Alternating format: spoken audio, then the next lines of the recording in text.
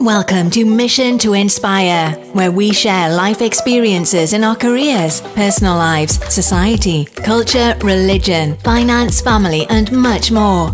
Meet your host, Shola Ajibade, as she takes you on a ride to fuel your inspiration.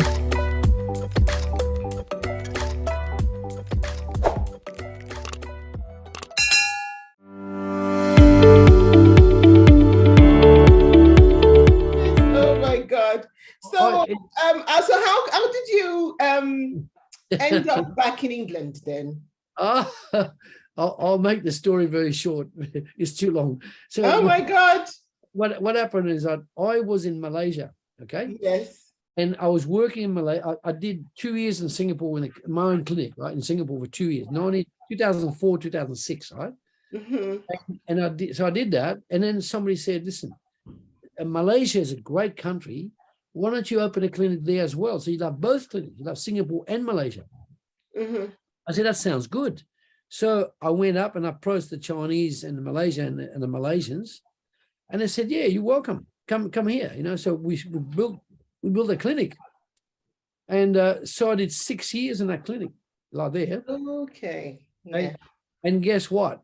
As fate would have it, the first 2 clients in that clinic were my wife's Petrina's mother and father. The first 2 clients. They walked in. That's how you guys met. Okay. We met. So they walked in and I photographed their eyes. I taught them what to do, fixed that up, fixed mum up. And then 6 months later, Petrina got a phone call from her mother. Said, listen, you've got to come and meet Ronald. He's an amazing guy. He said, we're worried about you. You're by your own in England. You work so hard. We're worried about you. We want somebody like Ronald to look at you and give you some advice about your life, about your future. So I went, okay. Next thing you know, Petrina lands in Malaysia. Mm-hmm. You know, she lived in England. Yeah. Lands in Malaysia. He came and saw me, like doctor-patient type relationship. I don't think the mother had any intention of us being pairing together. I don't think so. It was just like, I'm concerned about my daughter. I've got this physician here. He's capable. I want him to look at her, right? She'd seen what I'd done for her and her dad, her husband. So Petrina came in and introduced herself. We got on really well. It was no romance or anything. It was just like, let's look at your eyes. Okay, this is what you got to do. This is what you're eating. Do this, change that. Anyway, about 6 months later, as fate would have it, the mother came to see me and she said these words. She said, you have been an incredible man for our family. You've helped my dad. You've helped my husband. You've helped my Petrina. You've helped me. You've helped my cousins. You've helped all the other Chinese. You have got a fantastic reputation. He said, I'll tell you what we're going to do for you. We're travelers, right? We're going to offer you a bargain. I said, okay, what is that? They said, we're going on a cruise, a Mediterranean cruise. And if we get 4 people attending, we'll get 1 for free, right? So we'll pay for three, and we get one passenger free. And we want you to be that passenger. Right? And I straight away I went, how's that going to work? He said, well, it's easy. You get on with Yen Wee, that's the dad, with my husband. You get on with him. So you and him are going to be in that cabin. You're going to have your own bunks in a cruise ship. Petrina and I will be in a double bed in another cabin. I said, okay, fair enough. He said, then we'll meet for breakfast. We'll meet for lunch. We'll meet for dinner. Yeah. We'll go to the gym. We'll go swimming together, whatever. So anyway, so that's what happened. So we all got on the cruise. We went out to Southampton. We all got on the cruise. And then what was funny, there was 2, this is really funny. There was 2 therapists, like massage therapists. I think they were from Burma or something. Anyway, they were trying to get us to sign for a massage course on the 10-day cruise, right? You know, that's how they make their money, right? In other words, you go on a cruise, you're prepared to splash the money, you book 6 massages, 3 massages, whatever, right? Anyway, so they approached me first. I was there at the cruise, near the cruise ship. They approached me and they said, we'd like to offer you a massage at that price. And I thought, that's a bit expensive. You know, I mean, I knew about massages from Thailand and I knew about it. I said, but it's a cruise price. He said, why don't you do it? You know, you're on a cruise, you can get unwound, you can, do the gym, and then we can take care of you. I said to myself, okay, I'm on a cruise, why not? So I said, okay, so I'll consider. So I'm off to the toilet now. I've got to go to the toilet before I get on the cruise. Katrina gets approached by them, right? And they'd seen Katrina talk to me. And guess what they said to Katrina? Your husband's a good-looking man. We weren't married at all. They said, your husband's a good-looking man, isn't he? And Katrina said, we're not married. We're just acquaintances. Well, they said, well, we thought he was your husband. You see? And we thought, okay. And then she had a laugh. So she said, this is what happened. He said, they thought you were my husband. I said, not at this stage. Anyway, we got on. And then the first day we were there, I said, listen, I'm going to go to the gym 3 o'clock this afternoon. We've had breakfast, we've had lunch. We need to get strong. So there's a gym on board. I start training on weight training. I do weight training. And I taught her the sit-ups, bench presses, arm curls. I've been highly trained.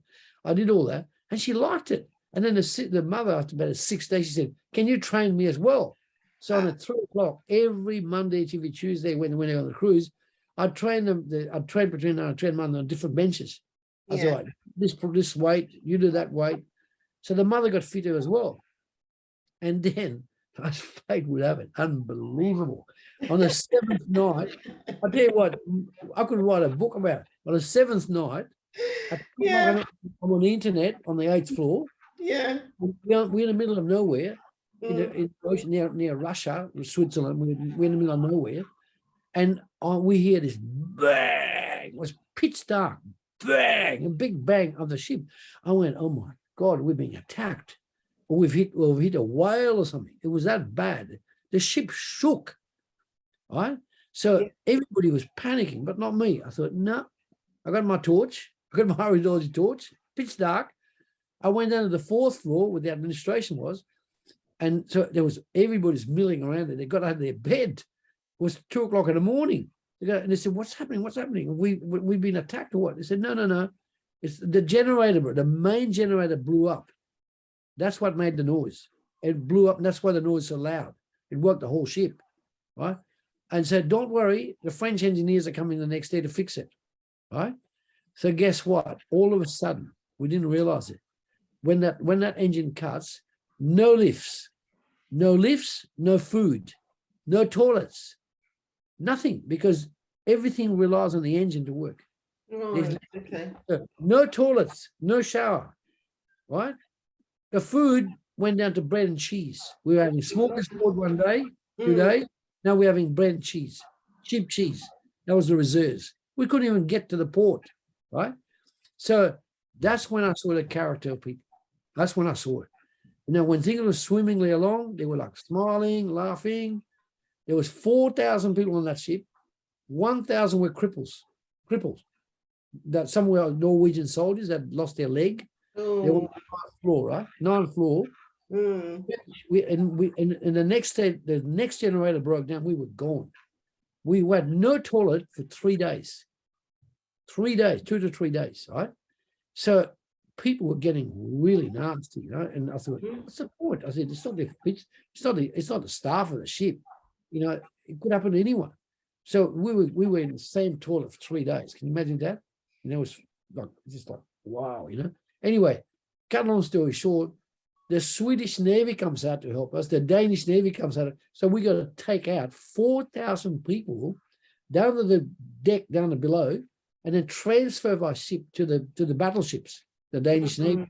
Imagine that, 4,000 people. Now, guess what? The 1,000 people at the top, they're crippled. They could take the lift, but there's no lifts. Guess what? The Filipino people on board, they're quite strong, but they're small. Yeah. And me and a couple of other volunteers, we took these 1,000 men as a group, and we took them in one by one down the stairs. Imagine going from the 9th floor to the ground floor and beyond. Ground floor. Oh my God. Oh my Yeah, God. wheelchairs. Some of those were carrying him like that on the side. One little Filipino there and me on the other side. We're carrying them now. They were weighed 200 pounds, 150 pounds, 180 pounds. So all the way down. It took 2 days. Up and down, up and down, up and down. And Petrina said, "You are so incredibly strong." He said, "I've never seen anything like it. You at your age, you're lifting people and you're taking them down." They said, "Everybody else is moaning, you're laughing." I said, "Yeah, what's the point?" I said, "What's the point of crying? These people are troubled. They can't get down on them." So want that help. She saw my character then. She saw who I was. Right? And she is that how she fell in love then? Yeah, that's how she started. and I'll tell you something. She'd been asked to be married by all kinds of people, all kinds. Minister of the Crown, doctors. She's been asked to be married. And she'd said, "No, not interested. Not interested." So to cut the long story short, you followed her all the way to England. Yeah, exactly. So she, in the end, she made me an offer I couldn't refuse. Well, I said to myself, I said, "Well, hang on." I said, "She's a diamond. Never been married. She's a diamond. Nobody else is a diamond. No, nobody understands it, but I know she's a diamond." I said, "If I don't take care, if I don't involve here, I will lose that diamond. I don't want to end up with somebody else that's going to bloody take all my money and run with it." I said, "I want to have someone that's responsible." And she was. And she was a chartered accountant and an auditor. Right? And you know what amazed me about Petrina? I said, "How did you end up in England?" She said, "I came here about 25 years ago with 100 pounds. That's all she had. 100 pounds. She landed here, a tourist, right? Started work as a waitress, doing all kinds of jobs, waitress, and rented from a property, rented a family, single little room. And then she eventually earned, got a background in accounting. She was doing waitressing to earn extra money, right? She had to, right? And then she became a chartered accountant, auditor, built a business with another partner, and 62 staff. I went, "This woman's clever," right? And I said also, I said, "I'm not interested in doing tax. I'm not interested, right? It's just like this one of the." I said, "What's the point of bloody being locked in on doing figures all day long on tax? It's meaningless." But she was doing it, so I said, "If I get involved with her, she can do my tax, she can do her tax, and so on." But now there comes the battle now, because of my age and because of who I was. "Oh no, you can't stay in England. You can't stay." And I said, "Well, who said you can't stay?" The immigration. Oh, this is what they did. The British immigration. They said, "You can't stay here." So what we did, we said, "No, we're going to fight." So we applied in-house. We went to a solicitor. We went from him. No, not allowed. Another step, another solicitor, another solicitor, another solicitor. We went to a barrister in the end. And we went in front of a judge, and they said, "No, not allowed." He said, I looked at them and I said, "You've got to be joking." I said, "I'm a former army officer. I got a Queen's Commission. I've been top in banking, top in my business. I could teach your people how to get healthy. And you treat me like and we were British subjects in Mauritius. We served you. And now you want me to you don't want to give me immigration status." And they were accepting all kinds of other people who had nothing like me. Nothing. So guess what? I had to go back all the way to Australia for 6 months. So we made this file about that thick, about 600 pages. This is my background. This is what I do. This is what I can do. And they said, "Well, we're going to have to take the full 6 months. And then we'll let you know. Right? So I had to spend $30,000 of my own money to get given a pass as an immigrant. I was really annoyed about that because Mm. he served in Vietnam with the Australian Army, nearly got killed 28 times, right? Got a Queen's Commission, top banking, top this, top that, top nutrition, and it's like they treat me like if I'm some refugee with no skills. I said, what sort of people are these? I said, they should be grabbing with open arms. But anyway, I thought, no, I want to persevere because I want to be happy with the right person. So I went back to Australia. Guess what they did to me? I had to spend $30,000 because I'd cut my ties with Australia by then. But my brother was there, my sister was there, and I went to my brother. And so there was a spare room there at his house, at his unit. I said, Brian, I said, they want me to stay here 6 months, mate. I said, I've got about 18 odd grand. I said, I'll give you the rent money. I'll cook for you.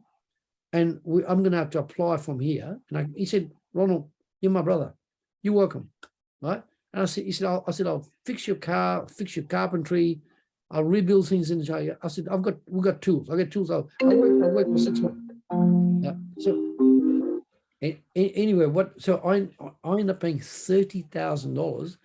And guess what? On the very last day, they got some Indian firm that was going to handle my case. Couldn't speak bloody much English. They rang me on the last day, 6 months, and they said, we've got an answer from immigration. I said, what's the answer? Guess what he said to me? The envelope from immigration is sealed. You have to come in the office tomorrow at 9 o'clock sharp, right? Because we've got a big group appointment. And he said, we're going to open the envelope then. Oh. So I'm sitting, and I didn't know whether it was going to be negative or positive. I didn't know. So during the night, I'm saying, what if they say negative?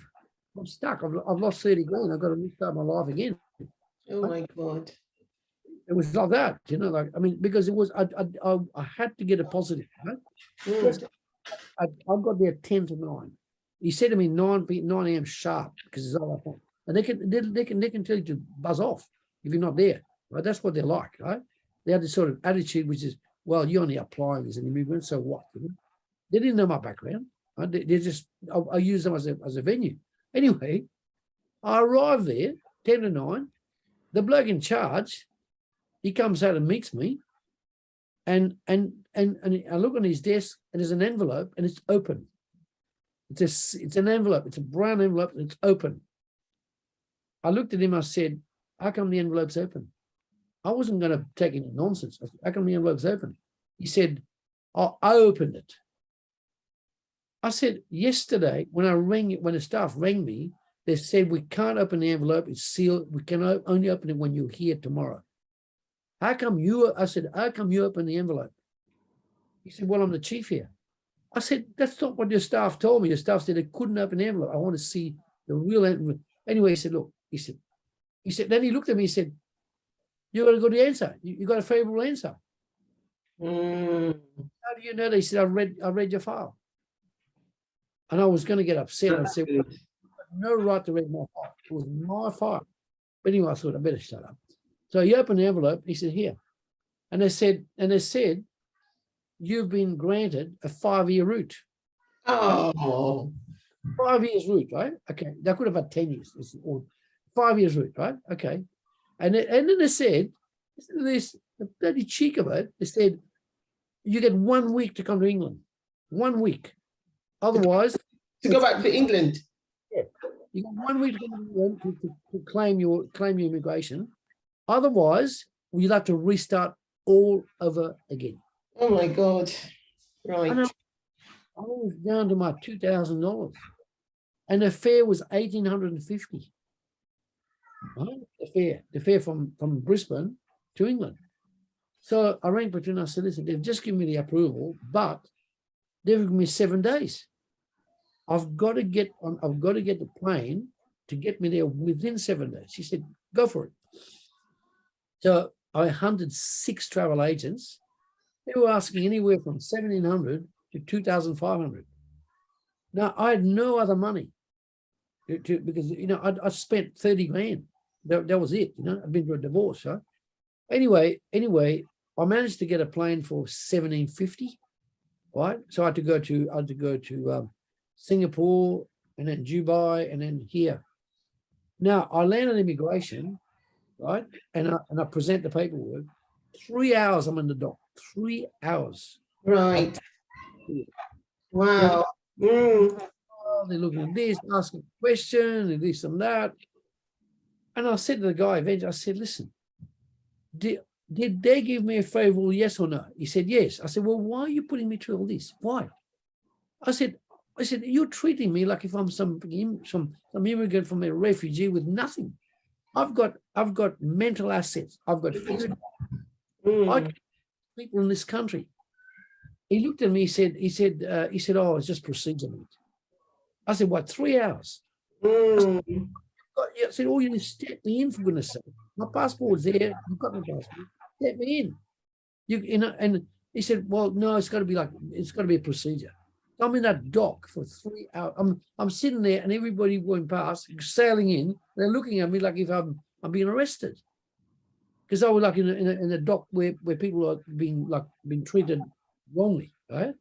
So I thought, okay, I said I'm above that. Anyway, at the end of 3 hours, he stamps me in, right? I go to customs and I'm in for 2.5 years, right?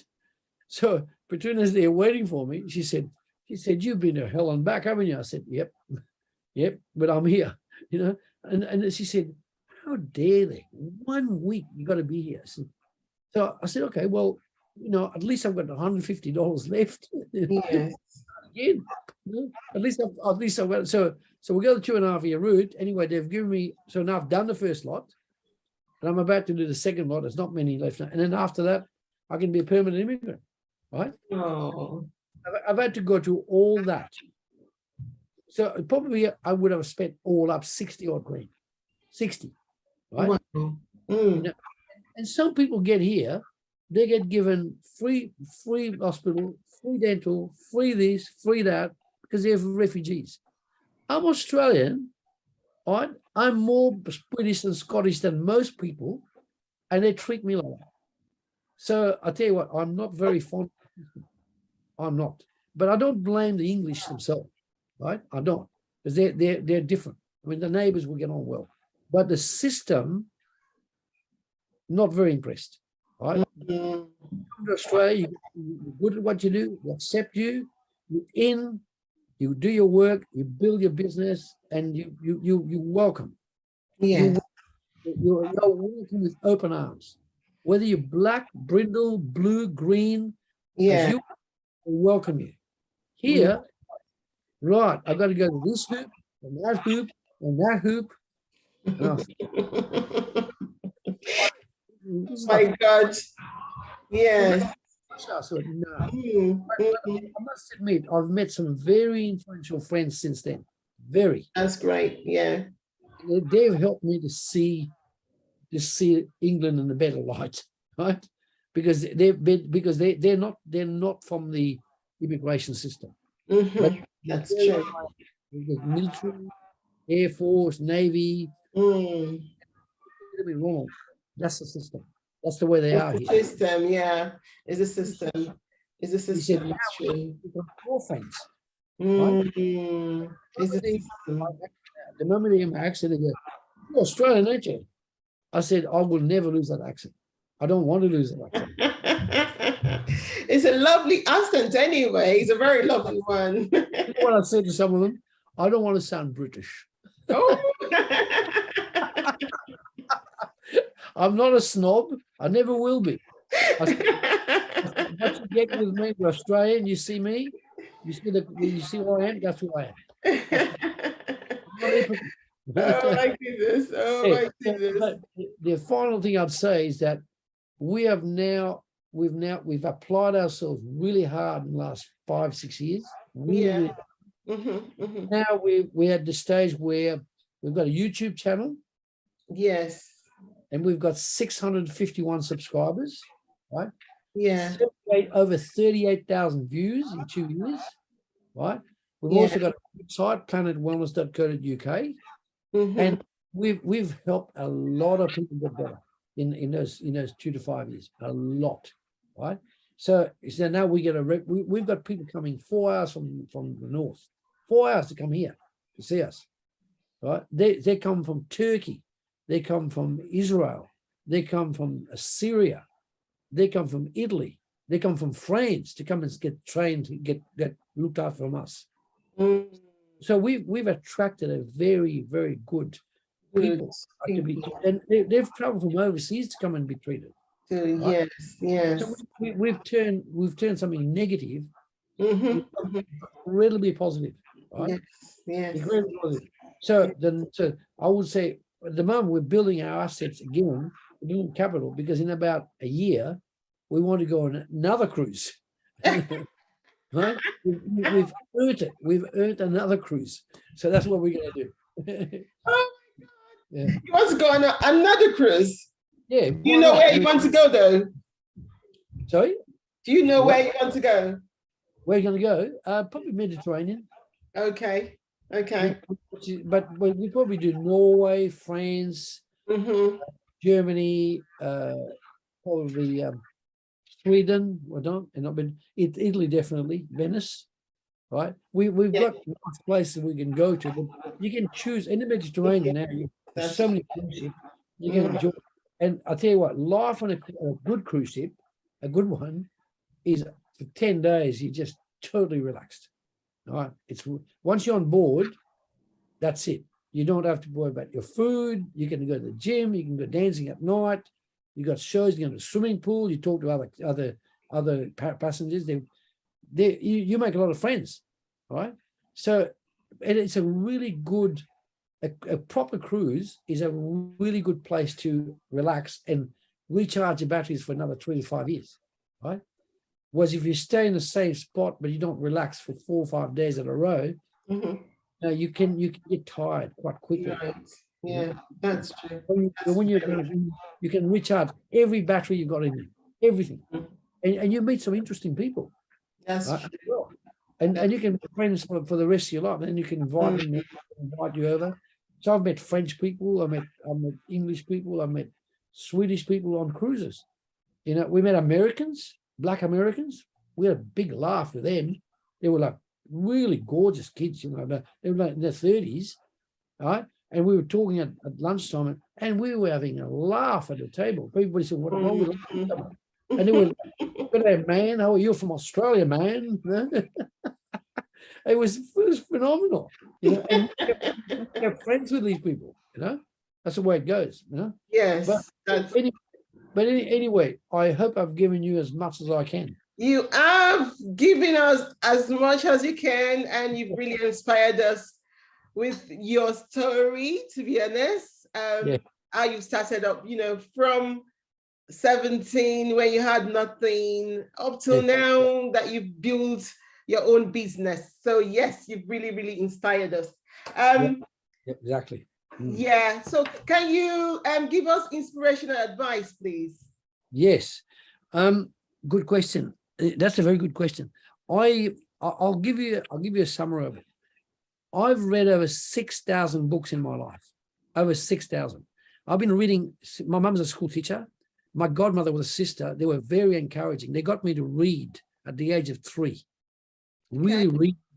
And so I fell in love with books, because I figured out that books is the wisdom of people. That's how you write a book. You got to write a book. You got to be wise, right? People who write books are wise. So I ended up reading 6,000 books in about 7 years. 6,000, right? In the library next door, we got 3,000 right here. 3,000. That's the ones I kept. Now, here's the interesting bit. Out of 6,000 books, I've picked 50. They're the very best books I've got. I'm going to give you a fantastic multi-million-pound tip. Read books, but I'm going to give you the books to read, okay? So out of 6,000, I distilled 50 of the very best, the best orders in the world, the best motivators, the best technology. I learned all that from books, right? So there's 5 books I would recommend. One is by Dr. Dennis Waitley, right? He wrote a book. Dr. Dennis Waitley is the foremost motivational speaker in the world. He sold 20 million CDs on motivation, 20 million. He has advised 7 presidents in America. He's a Blue Angel aircraft carrier pilot. He's a man's man, right? And he wrote a book called The Psychology of Winning, right? That's one book you buy. The Psychology of Winning by Dr. Dennis Waitley, W-A-I-T-L-E-Y. That sits first and foremost in my bookshelf. The Psychology of Winning. He wrote another one called Empires of the Mind. He wrote another one called The Dragon versus the Eagle. That's China and America. But definitely Psychology of Winning. That's Dr. Dennis Waitley. The other book called The Magic of Thinking Big. Right? The Magic of Thinking Big. Just type it up, you'll see it. So, and then the other one is by Chin Ning Chu, which is passed on. She wrote a book called The Secrets of the Rainmaker. Right? And she explains that your mind is what attracts income. Your mind attracts abundance. She was a leading consultant for the American companies to deal in the challenge. The leading consultant. She wrote that book, The Secrets of the Rainmaker, by Chin Ning Chu. She's passed on, but her book is in my mind. I got the book, right? Yeah. So that's Magic of Winning, the Magic of Thinking Big, Psychology of Winning, The Secrets of the Rainmaker. The other one, the fourth one, is the Bible, the King James Bible, right? Now, there's several scriptures that are really telling. There's 2 scriptures from the King James which stay in my mind. One is that without vision, a nation will perish. Get that? Without vision, a nation will perish. Now, without vision, a businessman will perish. Right? Without vision, you will perish.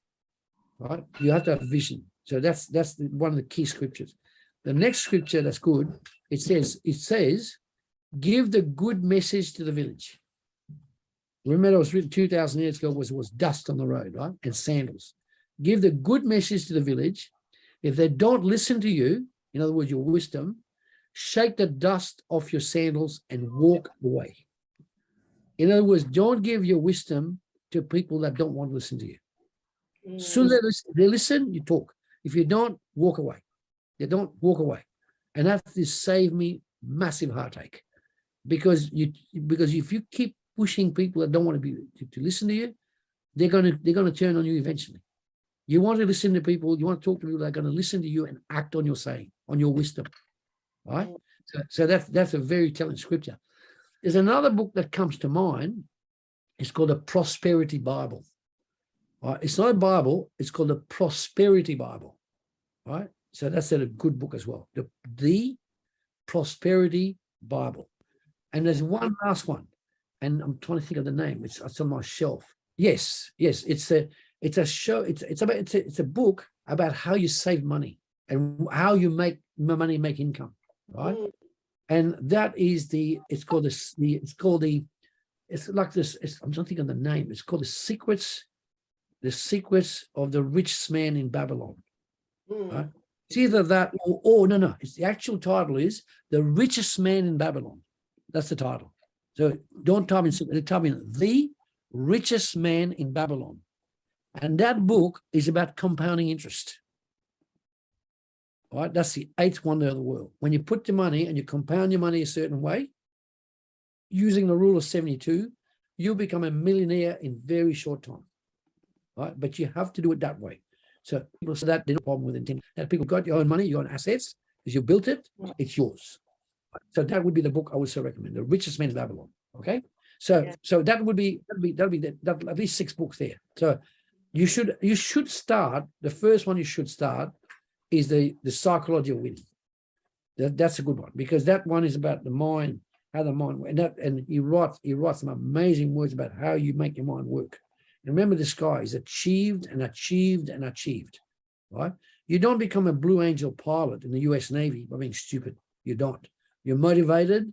You know what you're doing, and you're prepared to fight like for your country. Right? And he was there they reckon when you land on an aircraft carrier, it's like landing your plane on a postage stamp.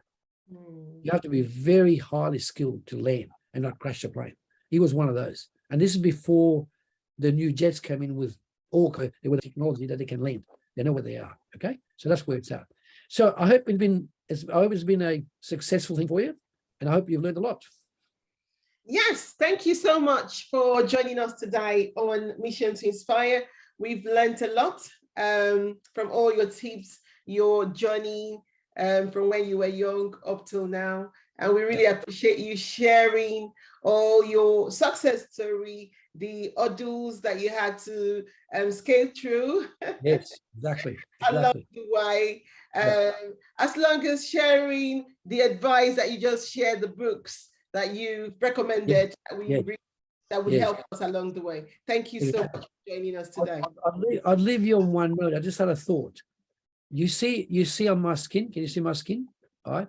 I'm not bragging. I'm 76 next month.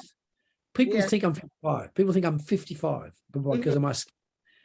I would like another day. I would like to do another session for women and men and kids, how to get fantastic skin well into old age. Right. Okay. Without paying a lot of money. Without. My tips are so on point. You're going to have amazing skin, right, for years till very late in your life. You're going to have amazing. It's the way you do it. Interesting, isn't it?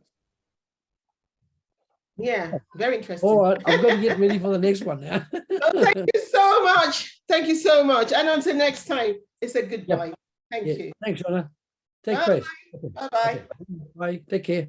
Thank you for joining us today on Mission to Inspire. Subscribe if you have not already done so. Like, comment, leave a message. Let's stay connected. Let's jointly inspire the world.